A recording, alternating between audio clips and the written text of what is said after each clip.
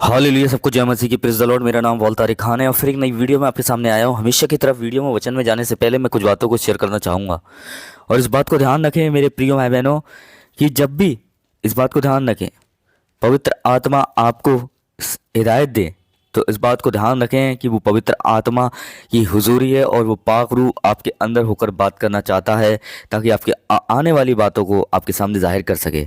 मेरे प्रिय भाइयों, आज का थंबनेल और टाइटल देख के समझ गए होंगे किस टॉपिक, किस विषय के बारे में बात कर रहे हैं। वो टॉपिक, वो विषय है मेरे प्रियानो गेहूं के ऊपर, कि गेहूं का क्या अर्थ है बाइबल में। मेरे प्रिय भाई बहनों, अगर हम इसके रेफरेंसेस को पढ़ेंगे तो उसका एक रेफरेंसेस आपके सामने मैं लाना चाहूँगा। और अगर हम पढ़ते हैं मेरे प्रिय बहनों, अगर ये आयत हम जो पढ़ेंगे आपकी स्क्रीन पे जो ये आयत आ रही है मेरे प्रिय बहनों, वो आयत इस प्रकार है जो आपकी स्क्रीन पे आ रही है और इस प्रकार यहाँ लिखा हुआ है। अगर बाइबल के आप अंदर जाकर देखेंगे, जैसे देखते हैं हम यूहन्ना की पुस्तक और उसका 12वां 24वां पद लिखा हुआ है, मैं तुमसे सच सच कहता हूँ कि जब तक गेहूं का दाना भूमि में पड़कर मर नहीं जाता वह अकेला रहता है, परंतु जब मर जाता है तो वह बहुत फल लाता है। मेरे प्रियो बहनों, यहाँ हम देखते हैं मेरे बहनों, यहाँ गेहूं का जिक्र किया गया है, पर गेहूं का काम क्या है?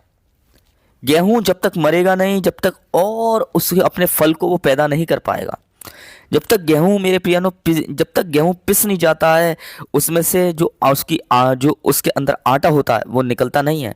और मेरे प्रियानो जब उसके अंदर से जब वो मरता है, पीसा जाता है चक्कियों के पार्ट में, तो उसके अंदर से आटा निकलता है मेरे प्रिय बहनों।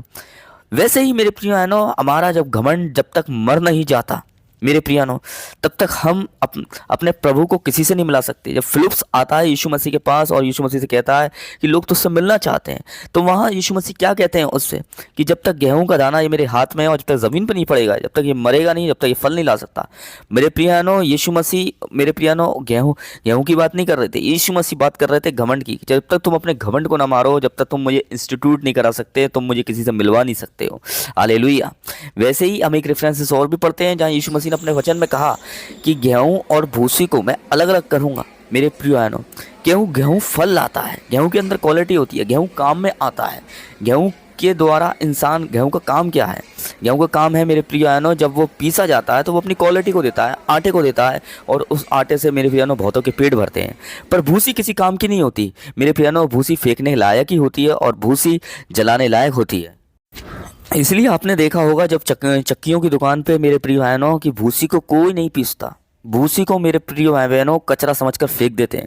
पर गेहूं ही काम में आता है क्योंकि उसकी क्वालिटी होती है, उसकी कीमत होती है, क्योंकि उसे सामने वाले को मालूम है मेरे प्रिय बहनों कि गेहूं के अंदर फल है और वो फल निकल कर आएगा, उस फल से हमारा पेट भरेगा, मतलब आटा मेरे प्रिय बहनों। पर भूसी के अंदर आटा नहीं होता है, इसलिए भूसी के अंदर कचरा भरा होता है और इसलिए वो फेंकने के काम आती है।